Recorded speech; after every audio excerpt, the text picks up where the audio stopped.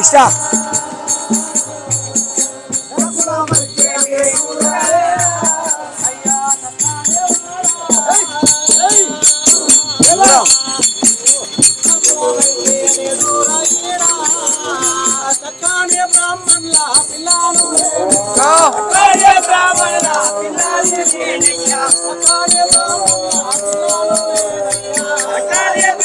సరగుణనే నీకా పోయి వద్దునే బామా సరగుణనే నీకా పోయి వద్దునే బామా ఇంకా పోయి వద్దునే బామా రత్నాంగి నిన్ను పెళ్లి చేసుకున్నాను.